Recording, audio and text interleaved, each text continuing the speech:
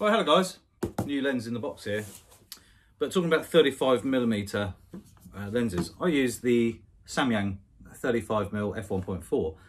It's actually a really good lens and never had any real negatives about it other than the hood is a bit rattly, but a little bit of sellotape in there and as you click it on sorts it out, which I haven't actually done on this lens. But yeah, no real drama otherwise, other than the autofocus is a little bit clicky, but you don't really hear it unless your face is really up to the camera. So I thought I'd look into other 35mm lenses and just see what else was out there. And one sort of grabbed my attention the other day, and it's new. It's only just come out recently. I'm not sure exactly when, but this year, sort of September, October, November time. And it's pretty awesome. It also takes you back a bit to the old days at the same time. Oh, blimey. It's heavy, and it's the, turn it around away. It's the Laowa Argus 35mm f0.95. And a lot of people out there are probably going, f0.95, do you really need something that fast? And no, you don't. But this could be one hell of a bokeh monster. I've seen a couple of reviews about this. Reading on the back here, it's got a 63 degrees viewing angle. It's got f0.95 to f16 aperture. It's a full frame lens, 35mm. 14 elements in 9 groups, 15 aperture blades, so that's pretty good. 50 centimetre the minimum focus distance. 0.1 times maximum magnification. It's manual focus only, and it's a 72mm filter thread. It weighs 755 grams. The only other mounts you can get it for, at the moment anyway, are the Nikon Z and the Canon R. So it's nice that actually they have produced a Nikon Z mount, because I don't think there's anybody else out there who does, apart from Nikon. So yeah, I mean, I'll hold that up so you can have a read there. Laowa, I find a very interesting company. I had one lens before, and I'll leave a link up here, you know, one of the little cards. You can actually go and have a look at one of the other videos I did, or a couple actually. And I had the 24mm probe macro lens, absolutely beast of a lens. It's about 1,600 quid. Nicely packaged, by the way. Really nice sponge box and everything like that. So everything's really nicely put together. And what an amazing lens. Macro up to 2 times, a 24mm, but a very small probe. It had LEDs on the front. It was absolutely amazing, but highly specialist, and you need a lot of time to get good with it. And unfortunately, lack of time in my book is not very much. So, you know, it does make a difference. So quality testing passed. Yeah, but this reminds me of the Batis boxes a little bit. They've upped their game with build quality. The probe lens came with its own metal box, which was kind of cool. So this is actually really nice. Really nice. Really nicely made. I like the fact that it feels like an old beefy lens. And this is the first time I've seen it. I literally just opened it, so I've just seen a couple of pictures online and a couple of videos. Oh, it feels lovely. Really smooth focusing dial. What I also like as well is the fact that you've got a metal. Does that come off?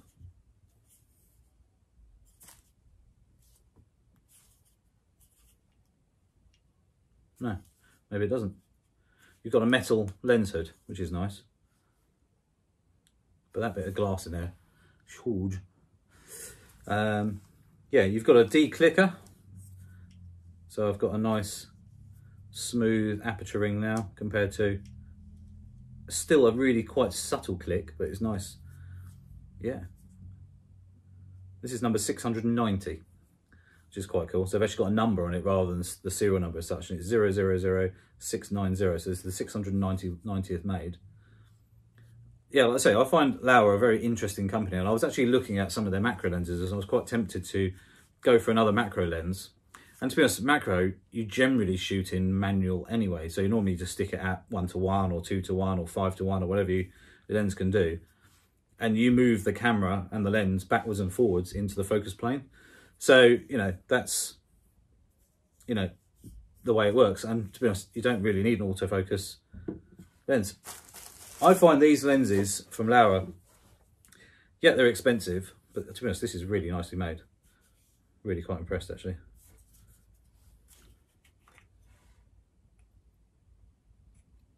There's no weather sealing as such.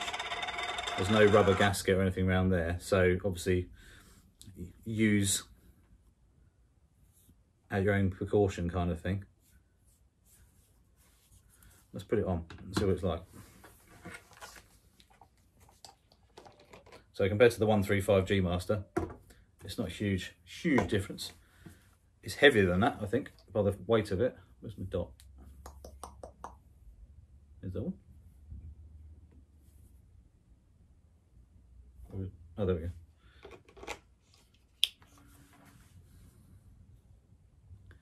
I'll tell you what, that feels really nice in the hand.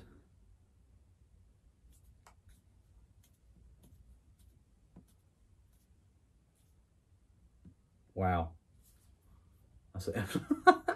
That is ridiculous. Got no card in, sadly, but that. Yeah. Okay, this could be interesting. Can't actually see. That's nuts. I don't know if you guys can even see that if I show it here. That's me looking back at my phone that's recording the video now. That's really nice. I'm actually pleased so far. Yeah, very pleased. So I'm going to do some tests with this anyway, next day or so. But all the videos I've seen so far about this lens, they've not done any low light stuff with it at all. It's all about, oh, how sharp is it? DP Review TV, I think they're called now, is where I generally look at stuff if I want a realistic, real kind of review on stuff. They're pretty honest about things, I find. And they were talking about how sharp it is and how sharp it isn't. But it's not to do with that so much nowadays. It's more to do with how the character is of the images you're going to produce. This is going to give me something very, very interesting compared to this 35mm here. This 35mm here, yeah, going to keep it. It's going to work. It's going to autofocus, blah, blah, blah. If I want something a little bit more special, a little bit more interesting, it's going to be quite interesting to see. So I will be testing these side by side, just it gives me a comparison of sharpness, because this is actually really quite a good sharp lens. So it'd be interesting to see at f1.4 how this stands up at f1.4. I'm not sure what they were using when they guys at DP Review actually used the this lens. Obviously I'm using the A7R4A, so 61 megapixels. So this is either going to shine with this lens on, or it's going to show up every single flaw of this lens. So it should be interesting to see. The company I bought this from, basically I've got a month's return on it anyway, so I can use it for a few days here or there and then make a decision if I want to keep it or not. But so far, just the way in the hand, it's like, you know, sometimes when you just want to go out and you just want to take one lens with you, just experiment, just have fun, just enjoy photography as it is, rather than being all this technical, you know, the jargon of like how super sharp, this, that and the other. So if this still produces good quality images, I'm happy. It'll be very interesting. But also, because it's f0.95, I'm going to have to be very, very careful on how my subject is, the depth, because you can have such a shallow depth of field, it's going to ruin the image anyway. So I'll be very careful of distance from subject in that situation. So half the time it'll probably be stopped down to f1.2, something like that. So yeah, it's going to be very interesting, but it feels lovely in the hand. It really does. So yeah, I just thought I'd show you a quick unboxing and just show you what it was like, really, my first initial thoughts. So yeah, it's 900 quid or £899, which seems quite expensive, but then the amount of glass in there and the way it's set up and everything like that. And obviously there's no autofocus motors, anything in there either, so it's a little bit more simple. But still, you're paying for pretty much kind of a one-off situation. There's nothing else out here that you can buy that is like this. And I can imagine if that is all manual focus, could they actually get anything autofocus in there without being massive? I mean, that's, if you think about it, that is not far the same size, you know. It's not far the same size at all. This hood must come off, because how am I supposed to get a thread in there? A filter.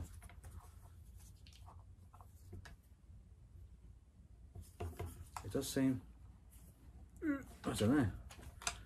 Maybe it does.